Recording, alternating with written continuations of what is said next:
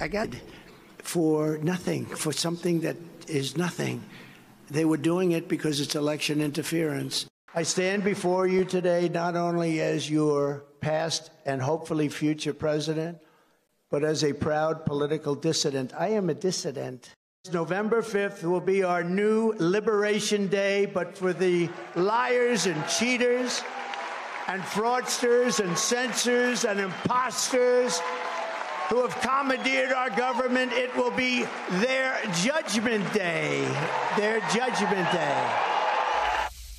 That was former President Trump campaigning over the weekend, once again blaming the numerous indictments against him as an attempt by Democrats to sabotage his re-election campaign. That argument seems ridiculous at first, but when it's parroted by officials over and over again, it becomes more believable in the eyes of voters.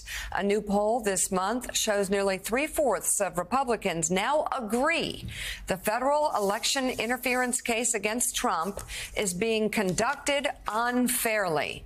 The rise of disinformation, especially in politics, has become one of the biggest threats to free and fair elections. The new book from former U.S. Attorney Barbara McQuade, Attack from Within, How Disinformation is Sabotaging America, explains how it's done and what to do to stop it. I don't know if it can be stopped at the rate we're going, Barbara, so I can't wait to hear about this. I mean, you saw right there, just over and over again, Donald Trump either exaggerating things or lying flat out. And we know it reverberates across many TV networks and websites, completely not answered to with the truth or not pushed back upon. And it just lives out there, those lies. How does one in America counter disinformation so that voters get the truth? So, Mika, one of the things I talk about in the book is how people are choosing tribe over truth. And so it doesn't matter so much what the statement is. What matters is who says it.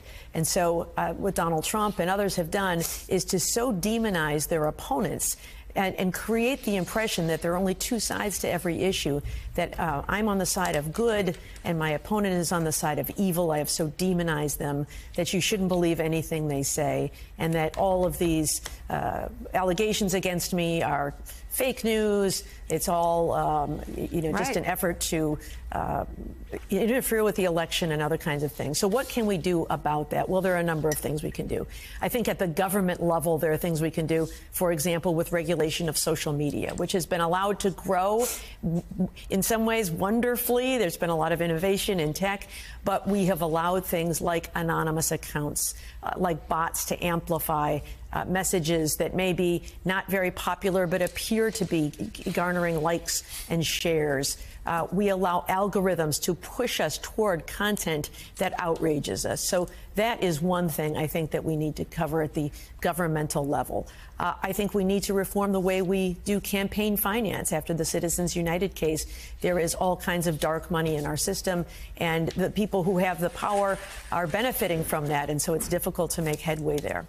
But I think there are also things we can do at an individual level. Number one, we have to have the discipline ourselves to try to figure out what is truth and what is false. One of the things that disinformers do is to create an illusion that truth doesn't matter. Truth is for suckers. People become cynical and then numb, and then they disengage altogether from politics. We need to take responsibility for ourselves to make sure that we are learning the truth, and we can do that with fact-checking websites and by turning to media that is credible, things like factcheck.org and Snopes and other organizations that work to debunk false claims online. You know, Barbara, this is such an important book come out right now. Thank you so much for doing this, writing this book, and thank you for being with us today. I want to let's blow up a myth here that it's just rubes, in some faraway place, away from media outlets, mainstream media outlets that are believing this, because it's not. It's highly educated people with advanced degrees repeat a lot of these lies. I have two friends of mine who will say, one said, I don't look at the news anymore because it's just so hard to figure out who's telling the truth. And yet she goes on, every trash website out there is spreading these lies. And the second thing is I had another friend that I tried to work through, a very close friend, for months. Bring me your lie. He brings a lie. Of course, most of them were from Epoch Times, a Chinese cult's conspiracy website.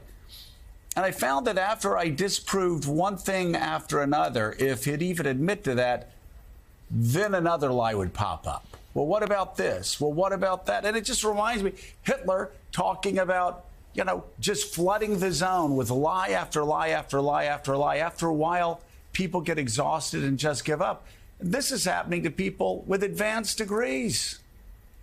Yeah, so this is this concept, and we see it in Russia, too, with Vladimir Putin. They call it the fog of unknowability. I'm going to flood the zone with so much information that people don't know what to think, and so they check out of politics altogether.